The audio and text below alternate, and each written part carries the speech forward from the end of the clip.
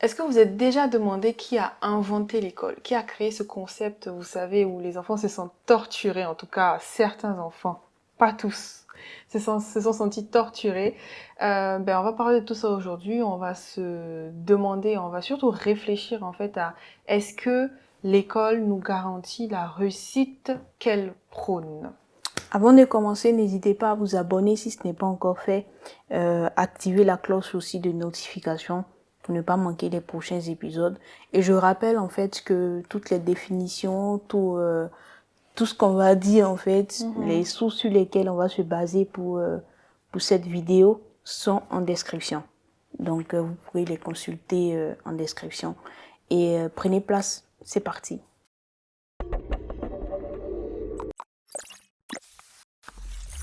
Bonjour à tous et bienvenue chez Sophos. Dans l'épisode précédent, on a parlé des diplômes et des certifications. On s'est demandé lequel des deux était en fait légitime pour le monde du travail aujourd'hui.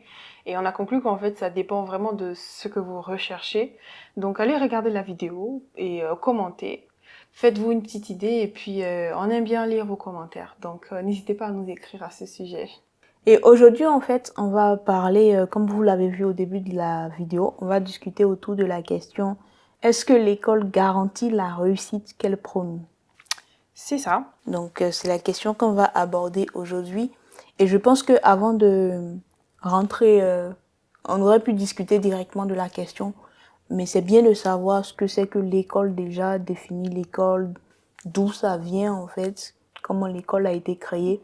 Et je pense que toi, tu aimes beaucoup chercher les définitions, donc je suppose que tu as cherché aussi la définition de l'école en fait. Ouais, donc on va déjà définir et puis après on va parler des origines. Donc les définitions, en fait, je les ai prises dans le Petit Robert et sur le site du Centre national de ressources textuelles et lexicales. Donc vous pouvez trouver en fait tout ça dans la barre, les liens des sources dans la barre de description. Donc l'école, c'est un établissement spécialisé où sont enseignées des disciplines particulières. Ensuite, c'est un établissement dans lequel est donné un enseignement collectif, général ou spécialisé, donc l'école maternelle, primaire et puis les grandes écoles. Et en fait, c'est aussi ce qui est propre à instruire et à former. C'est aussi une source d'enseignement. Donc, par exemple, on va te parler de l'école du courage, l'école de la vie. Mais aujourd'hui, on va parler de l'école en tant qu'institution et rien d'autre. Ok, donc pourquoi parler d'école en tant qu'institution et pas de... Une école, c'est une école quoi. Oui, mais non, parce que si on parle pas d'institution, on va parler de beaucoup de choses. Donc, je préfère qu'on puisse rester dans le cadre de l'institution, déjà. Ok, donc déjà, d'où vient l'école? Quelle est son origine? Je sais que l'école ne s'est pas faite d'un coup. Ça n'a pas été créé d'un coup. On dit, tac, l'école existe. Et comme elle est aujourd'hui, en fait. Donc, il y a forcément l'origine, en fait. Je suppose que tu as fait des recherches. Comme toujours. Alors, il y a plusieurs origines. Quand j'ai commencé à chercher, j'ai vu qu'il y avait plusieurs origines. Déjà, on parle de l'Antiquité. Donc, l'Antiquité avec les Égyptiens. Les Égyptiens, en fait, ils envoyaient leurs enfants. Non, mais c'est l'élite seulement qui envoyait leurs enfants dans ce qu'on appelait, on appelle aujourd'hui école, pour qu'ils puissent avoir accès à l'éducation, qu'ils apprennent à écrire en fait les hiéroglyphes et la comptabilité et devenir ensuite scribe ou fonctionnaire. Voilà. Ok. Et donc c'était un outil de sélection sociale déjà dans l'Antiquité. Donc, c'était pour les élites. C'est ça. Ça, c'est l'Égypte. Maintenant, on passe à la Grèce antique, toujours. Avec la Grèce antique, en fait, ils ont ajouté le sport, l'art de la guerre. Ils ont ajouté aussi la littérature. Mais en fait, c'était toujours encore réservé à l'élite. C'était toujours encore réservé aux enfants, aux fils des familles riches.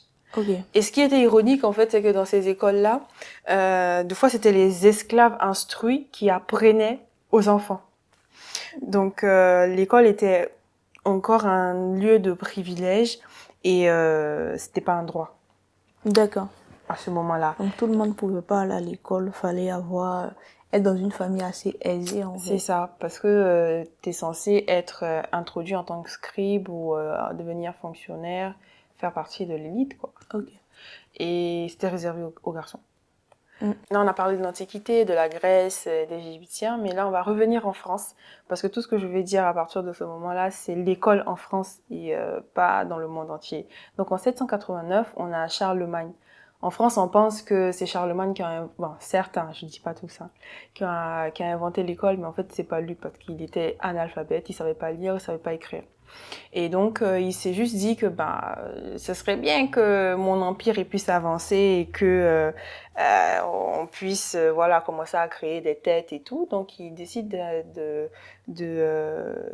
d'instruire certaines personnes pour pouvoir gérer en fait son empire.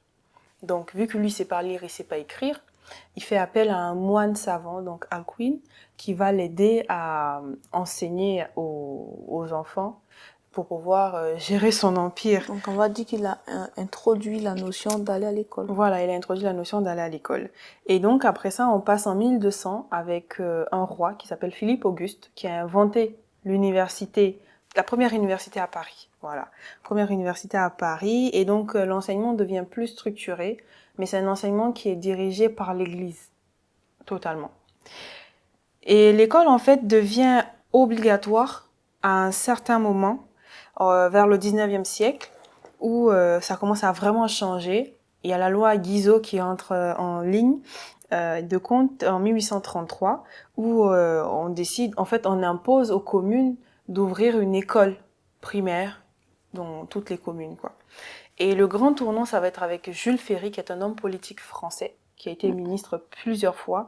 Donc en 1882, l'école devient gratuite, laïque et obligatoire. Et donc, on parle d'éducation pour tous à ce moment-là. Et selon ce que j'ai trouvé, l'école n'est plus pour les privilégiés, mais vraiment, elle est accessible à tout le monde. Et les enfants ne sont plus obligés d'aller dans les champs pour travailler, mais ils doivent maintenant obligatoirement aller à l'école. Et voilà, ce que j'ai pu comprendre dans mes recherches, c'est que l'école ne date pas d'aujourd'hui.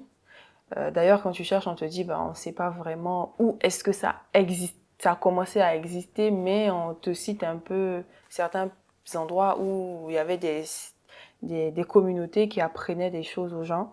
Et donc, c'est un processus qui était long, qui est toujours long d'ailleurs, qui est conflictuel et qui est progressif. Parce que l'école d'hier, c'est pas celle qu'on a aujourd'hui, comme on peut le voir.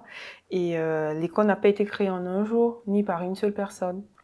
Et aussi, qu'est-ce que j'ai pu noter, c'est que c'est le fruit d'un combat politique et social qui continue encore aujourd'hui. Ok, effectivement, on peut pas dire que telle ou telle personne a inventé l'école, tout simplement parce que la question même de qui a inventé l'école, en fait, est assez floue, je dirais, parce que le développement de l'école, comme on peut le voir aujourd'hui, en fait, c'était un processus qui est historiquement long. C'est ça. Historiquement long. Pour comprendre, en fait, l'école qu'on a aujourd'hui, faut remonter à très loin dans le temps pour pouvoir comprendre comment l'école, en fait, a été construite, pourquoi on a des cours de maths et tout ça. Et il faut dire que il n'y a pas si longtemps que ça que l'école est devenue obligatoire plutôt pour, en France, notamment pour les enfants de 3 à 16 ans. C'est ça. Donc, ils ont une obligation, en fait, d'être scolarisés. Donc, tu l'avais dit, en fait, qu'ils avaient cette obligation d'être scolarisés. Mais ce qui est important encore à souligner, c'est qu'elle est gratuite pour cette tranche d'âge. Et donc, la question même qu'on peut se poser, c'est qu'est-ce que l'école nous apprend aujourd'hui, hein? Qu'est-ce que l'école nous apprend? Qu'est-ce que l'école nous apprend? Et puis aujourd'hui, est-ce qu'elle a gardé les mêmes principes qu'elle est censée nous enseigner? Et déjà, est-ce que tu t'es déjà demandé à quoi servait l'école? Pour moi, c'était une évidence. Donc, c'était une évidence, donc, à acquérir des connaissances, principalement. Mais il n'y a pas que ça, en fait, parce que à l'école, quand même, on a aussi le contact social qui se crée. Donc, ça nous introduit dans la société, dans le monde professionnel également.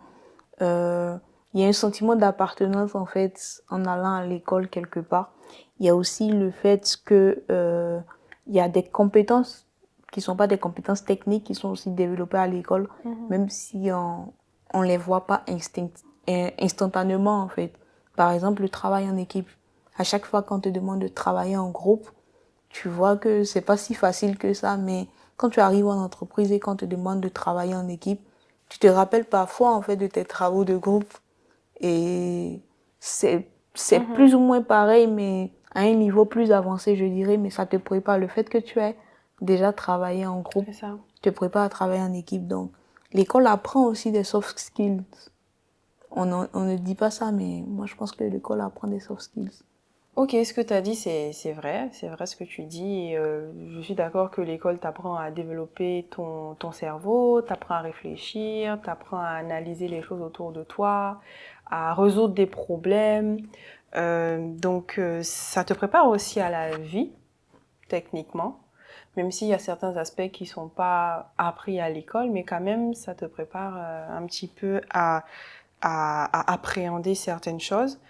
C'est aussi un espace social parce que tu vas rencontrer des gens, comme tu l'as dit tout à l'heure, on va faire des travaux de groupe dans certaines filières, on va apprendre à gérer les émotions des uns et des autres, à part ses propres émotions. Et donc, c'est un endroit où tu vas apprendre en fait à respecter les différences des autres et à vivre en société. Et tu vas aussi développer ta confiance en toi, ton autonomie, et tu vas apprendre à te forger une opinion. Et ça, c'est très, très, très, très important, je dirais, dans le facteur de ce que l'école t'apprend. Voilà ce que je peux dire pour l'instant de ça. Ok, ben, c'est toujours la même chose. Tu me rejoins parfaitement sur ce que j'ai énuméré, en fait. Mais la question, c'est, je dirais, c'est ce que l'école est censée apprendre aussi, mais est-ce que c'est des principes qui sont respectés aujourd'hui? Ah, ça, c'est une question, je dirais oui et non. Je dirais que l'école nous apprend toujours les maths, cosinus et sinus, mais que moi je sais plus du tout ce que c'est parce que je m'en sers plus en fait. Mais je sais que c'est important. La physique, chimie, c'est bien. Merci à certains éléments dont moi je me sers plus aujourd'hui, mais j'ai quand même les bases qui me permettent d'appréhender le monde ou d'appréhender certaines connaissances, certaines choses. Et je dirais non. Pourquoi? Parce que il y a des choses qui doivent être mises à jour. Il y a des choses qu'on nous a pas apprises à l'école, mais que tu découvres comme ça. Quand tu finis tes cours, tu dis, ah, on m'a jamais appris ça. Je sais pas ce que c'est et tout, tu vois. Je pense à certains thèmes là dans ma tête, mais on va en parler un peu plus tard. Et l'une des choses, ça je tiens à le dire, qu'il faut pas supprimer de l'école, c'est la dictée. Parce qu'aujourd'hui, il y a un moment, sous d'autres cieux, je dirais pas le nom, on a supprimé la dictée, mais c'était une catastrophe. C'était une catastrophe, c'est quelque chose qu'il faut laisser, il faut apprendre aux enfants à écrire comme il se doit, arrêter d'écrire les SES alors qu'il faut écrire CES, s'il vous plaît. Mais en fait, le problème aussi, c'est que on veut que à la fin des études, les gens soient opérationnels. Donc, finalement, on redéfinit l'école pour apprendre des outils Mmh. plutôt que les bases, en fait. Donc, il y a Mmh. beaucoup de bases qui sont perdues et on se contente à apprendre des outils. Et ça, moi, je trouve ça dommage, tu vois.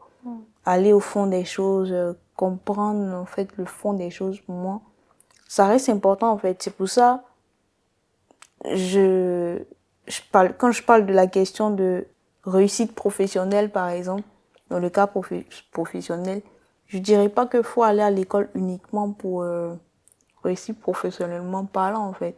Parce qu'il y a une certaine connaissance à avoir qui est très importante, je dirais. C'est vraiment important d'avoir de la connaissance.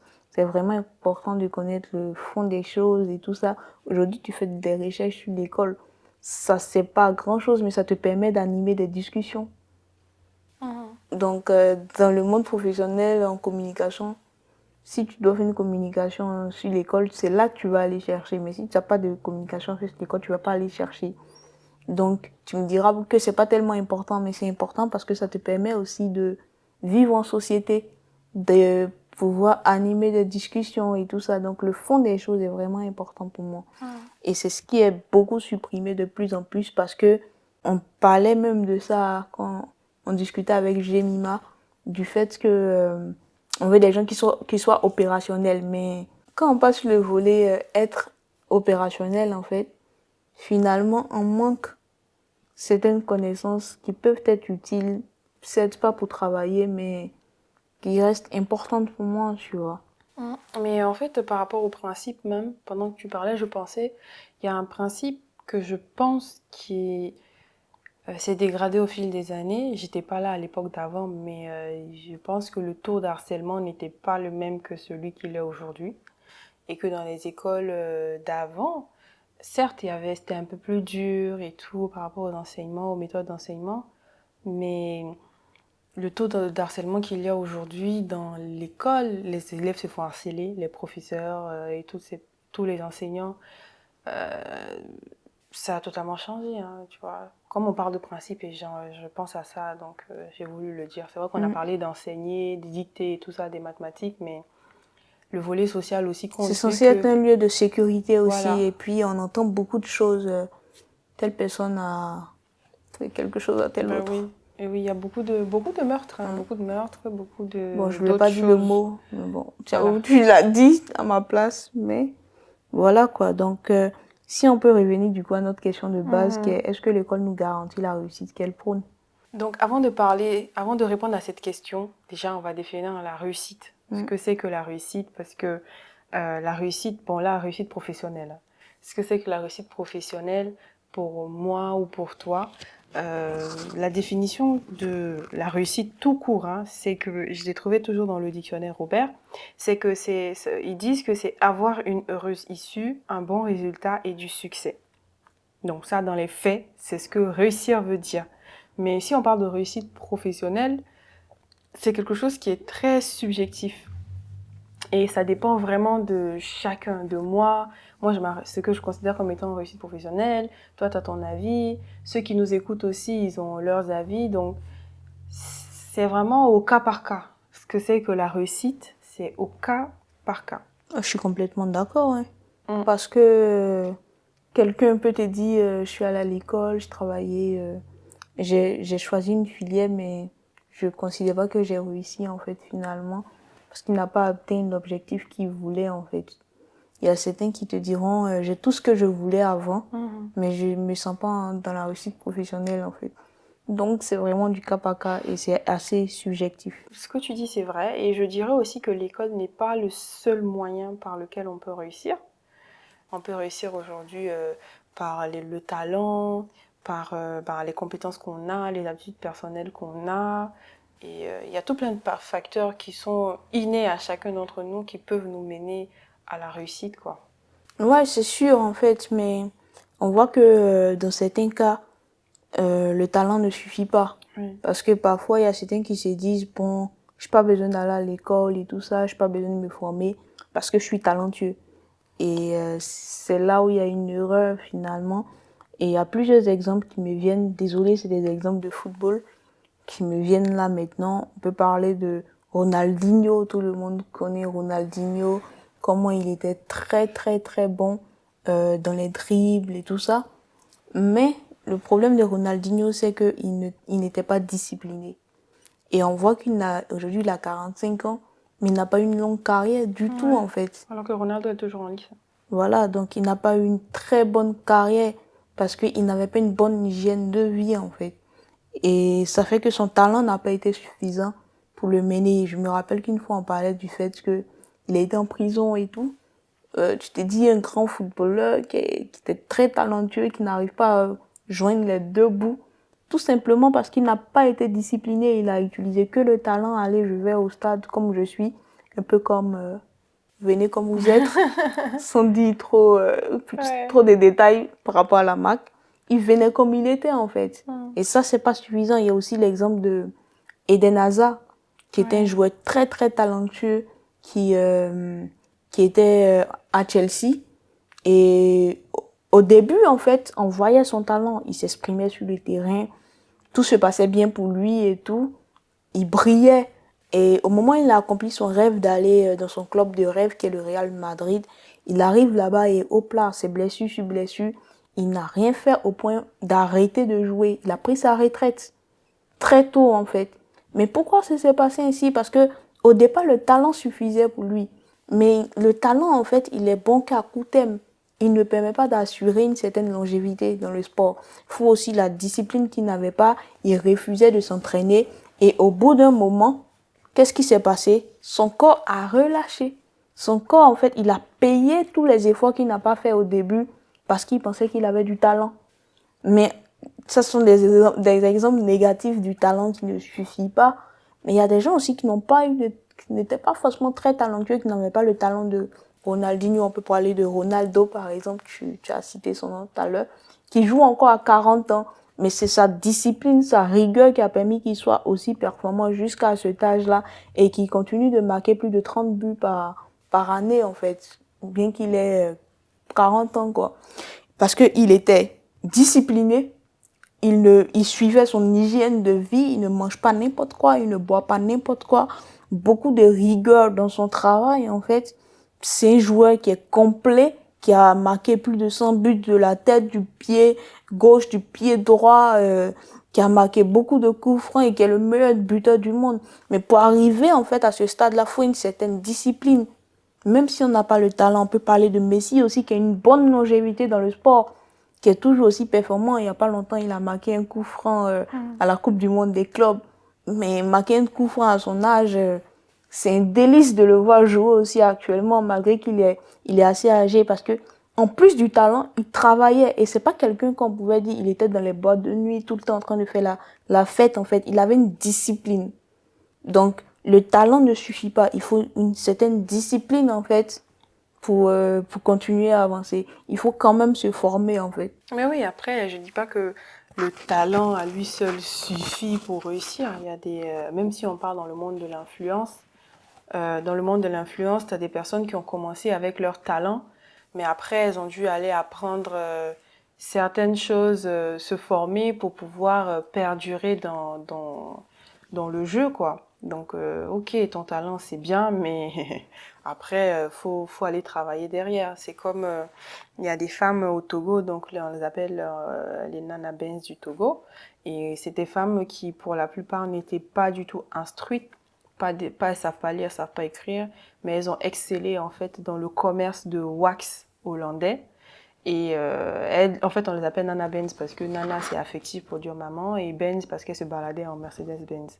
Mais après, ces femmes-là, elles ont dû aller étudier pour mieux se défendre, pour mieux se vendre. Donc aujourd'hui, elles ont laissé un héritage incroyable. Mais c'est vrai que c'est parti des aptitudes personnelles qu'elles avaient dans le commerce.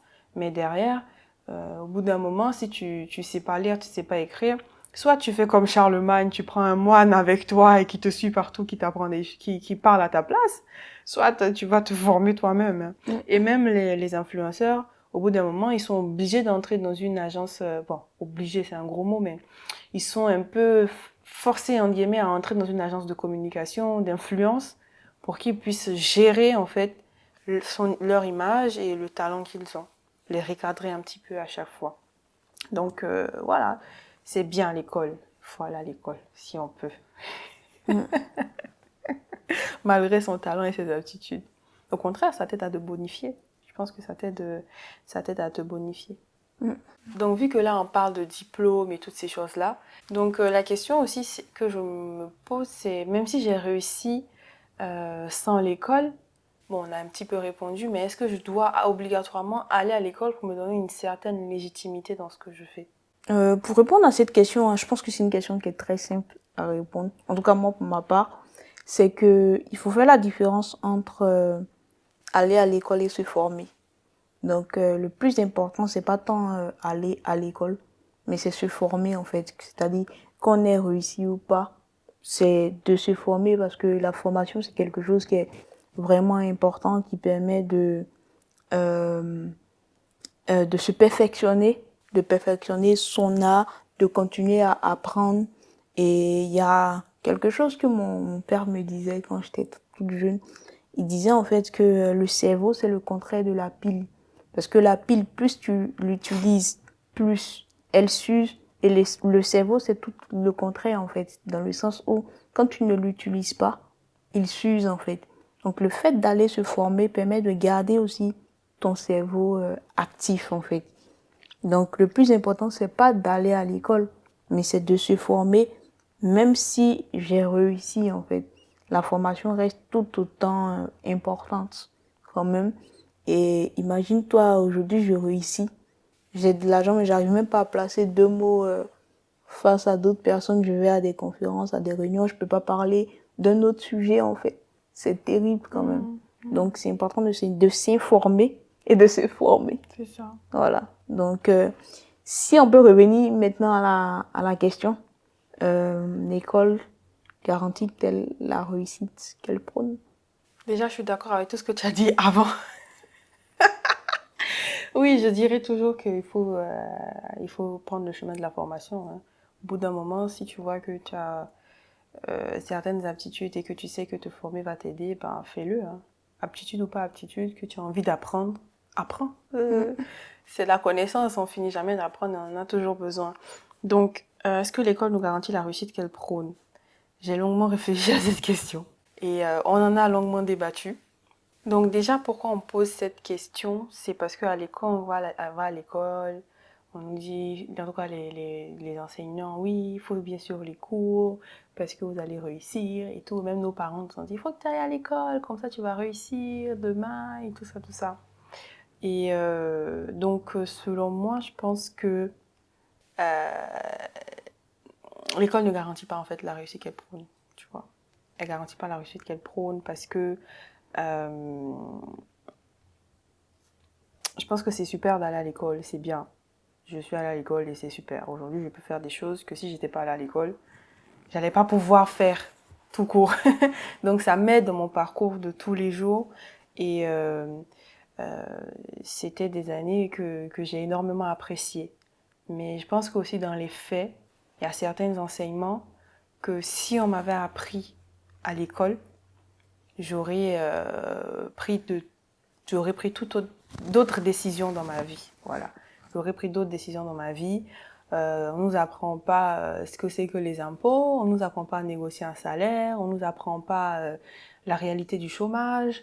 D'ailleurs, j'essaye de réfléchir dans ma tête à quel moment à l'école on m'a dit ah mais en fait le chômage existe, faut bien choisir sa filière sinon tu vas finir chômeur. En fait j'ai essayé de réfléchir. Après, il y a des conseils d'orientation et tout, mais j'essaye de chercher dans mon cerveau, est-ce qu'on m'a vraiment parlé de ça à un moment, mais martelé le cerveau avec ça, surtout pour quelqu'un qui finit des études, qui est en master 2 et qui après doit aller travailler. Quelle est la réalité du marché? À quoi je me confronte? L'offre et la demande, c'est comment? Déjà, avant même de parler enfin de master, c'est quand je m'oriente, est-ce que je m'oriente bien ou pas? Enfin, il y a tout plein de choses que je pense il y a des choses à revoir. Il y a des choses à revoir pour qu'on puisse dire que oui, absolument, l'école me garantit la réussite qu'elle prône par rapport aux enseignements qu'elle nous donne. Voilà, par rapport aux enseignements qu'elle nous donne, il faut qu'il y ait des ajouts ou des arrangements, appelons ça comme on veut, mais il faut qu'il y ait des enseignements qui soient donnés avant de nous relâcher dans le monde du travail pour dire allez ciao, tu as fini d'étudier, tu as fini d'apprendre ce que tu devais apprendre, tu peux partir. Tu vois, donc c'est vraiment ce que je pouvais dire. Ok, ben je comprends ton point de vue vis-à-vis de cette question. Mais bon, je pense que tu seras pas choqué de savoir que je vais dans l'autre sens en fait. Moi, je dirais que l'école garantit la réussite qu'elle prône. Tout simplement parce que de la manière dont l'école est faite, je dirais que c'est dans un contexte que cette réussite est assurée en fait. Donc, si tu vérifies toutes ces cases, tu es censé en fait réussir. Si tu ne réussis pas en fait avec l'école, c'est que tu n'as pas vérifié toutes les cases de l'école en fait. C'est un peu comme un appareil qui a été fait. Quand on fait un appareil, par exemple un micro-ondes, et qu'on te dit durée de vie estimée à 5 ans, et que, je sais pas, tu mets des choses qu'il faut pas dans le micro-ondes, par exemple, je lisais une notice, on dit il ne faut pas mettre du métal dans le micro-ondes, par exemple, que tu mets du métal et tout ça.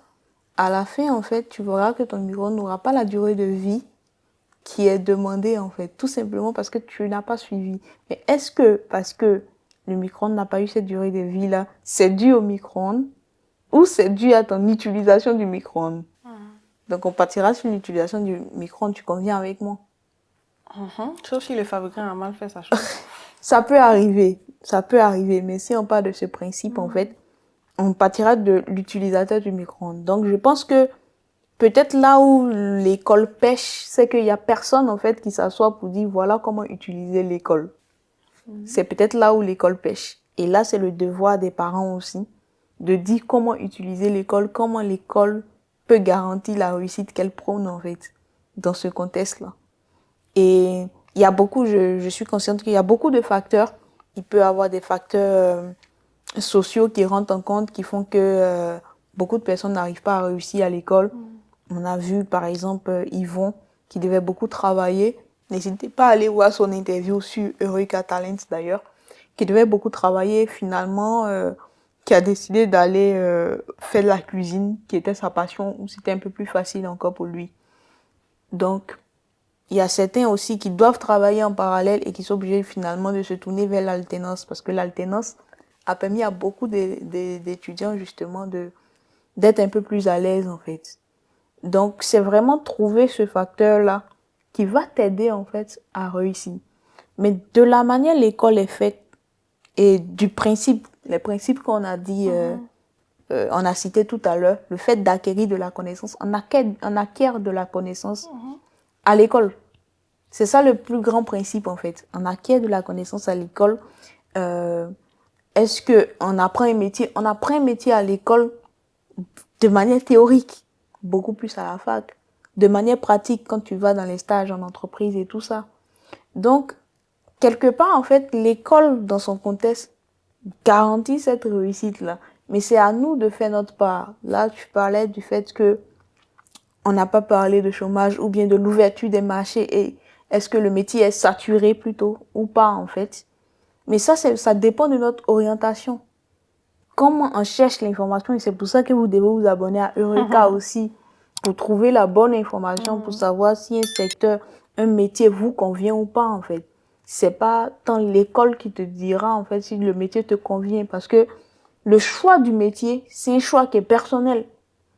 L'école peut te dire ce métier te convient. D'ailleurs, on a eu quelqu'un, je pense que vous aurez l'interview qui va sortir dans très longtemps, ou je sais pas, peut-être dans un mois, qui disait en fait que son professeur a vu qu'elle avait des capacités. Son professeur lui a conseillé de faire une filière particulière, de rentrer dans une formation en prépa et tout. Mais malheureusement, ça s'est pas très bien passé pour elle, parce que c'était pas ce qu'elle devait faire. Mais pourtant, il a donné un conseil. Donc on peut se dire, le professeur, mais non. Elle a dit que c'est parce qu'elle n'avait pas un objectif que ça n'a pas marché. Et l'objectif, c'est pas le prof qui crée pour toi, c'est pas l'école qui crée ton objectif. C'est toi-même déjà, en fait, faut savoir ce que tu veux faire. Et tu vas chercher l'information et tu vas à l'école maintenant pour acquérir, en fait, les compétences, la connaissance qu'il faut pour arriver à atteindre ton objectif qui est ton métier demain. Donc, c'est pour ça que je vais dans l'autre sens, en fait. Parce que moi, je prends pas l'école comme un moyen de... Dès que je vais à l'école, je rentre dans un boulot.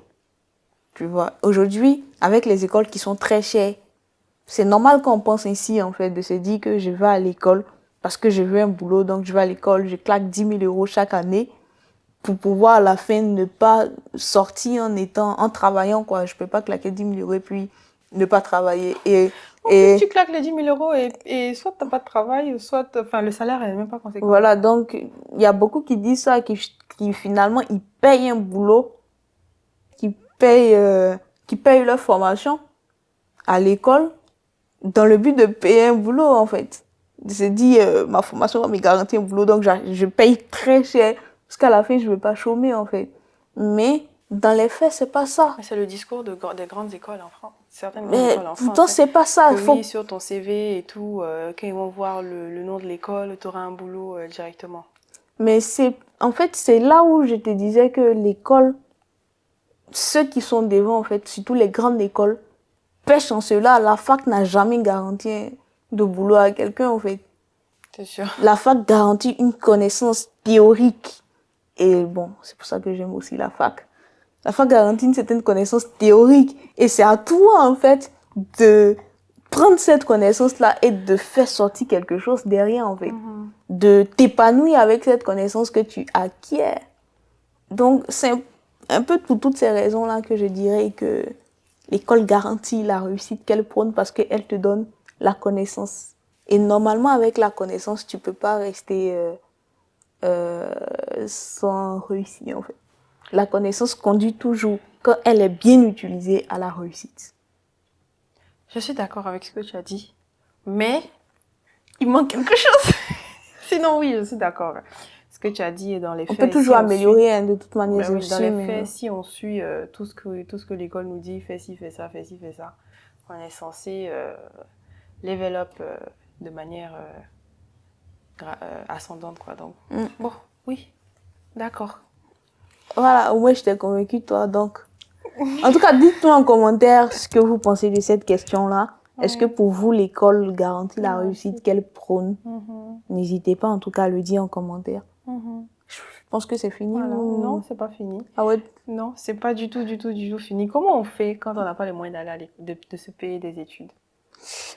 Ben, déjà, il faut savoir que la fac n'est pas très chère en termes de coût scolarité, mais ça peut revenir très cher parce qu'il faut payer quand même la nourriture et tout. Il y a beaucoup d'étudiants qui travaillent en parallèle de leurs études, mais déjà, aller à la fac, ça coûte pas vraiment cher, en fait, du point de vue de scolarité. Les grandes écoles coûtent beaucoup plus cher. Je suis un témoin. Il faut trouver une alternance et tout, et puis chercher en fait une alternance. Mais en dehors de cela, je pense que Internet aujourd'hui est un moyen de se former à bas prix. Parce que je sais que certains n'ont pas le luxe d'avoir une connexion Internet, mais si vous avez une connexion Internet, c'est déjà un moyen de se former en fait à bas prix. Il y a beaucoup de formations en ligne qui sont gratuites que vous pouvez avoir en fait déjà pour vous former dans un domaine. Certes, on avait parlé de légitimité, de certificat et de diplôme. Pour certains, ça ne sera pas forcément l'idéal parce qu'on va vous demander des diplômes.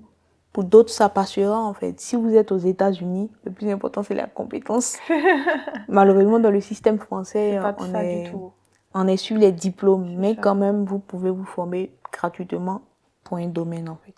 Eh ben ouais, tu voulais finir, on a fini. Ok. On a fini, on a dit... Je te laisse faire la conclusion. J'ai trop parlé, je pense. Donc, on a fini, mais on tenait vraiment à vous dire que... rappeler en fait que l'école, c'est une chance et que dans le monde, selon l'UNESCO, il y a 250 millions d'enfants qui ne sont pas scolarisés. Donc, si vous avez la chance d'aller à l'école, profitez-en. Ne bâclez pas ça du revers de la main pour dire « Ah, j'en ai marre, je ne vais pas étudier ». Non, il faut étudier comme il se doit, comme il le faut. Rappelez cela aussi à vos enfants. Voilà, rappelez ça à vos enfants, à vos petits frères, petites sœurs, vos frères et sœurs, grands ou petits. Envoyez-leur la vidéo pour leur rappeler que l'école, ça paye. En tout cas, savoir lire, savoir écrire, savoir réfléchir, raisonner, c'est important. Donc, n'hésitez pas, je le répète, j'insiste, si vous avez l'occasion d'y aller, faites-le. Sinon, si vous avez une connexion Internet, il y a plein de contenus aujourd'hui. Plutôt que de passer du temps sur les réseaux sociaux à rien faire, vous pouvez utiliser ce temps-là qui ne reviendra pas vers vous parce que le temps est précieux et des fois c'est un peu compliqué de le racheter. À vous former, des sites gratuits que vous pouvez avoir accès à ça. Et j'ai un site en tête mais j'ai oublié le nom, mais je vais chercher et puis je vous mettrai ça en barre de description où il y a plusieurs formations. Et je vous dis merci, hein, on vous dit merci d'avoir regardé cette vidéo. Ouais, les sous sont en description et puis n'oubliez pas de vous abonner, de liker si elle vous a plu, d'activer la cloche de notification pour ne rien manquer. Ouais, commentez aussi. Hein. Ouais, de nous donner notre prochain thème de discussion en commentaire. Voilà. Et sinon, on se dit à bientôt chez SoForce. Bye. Ciao.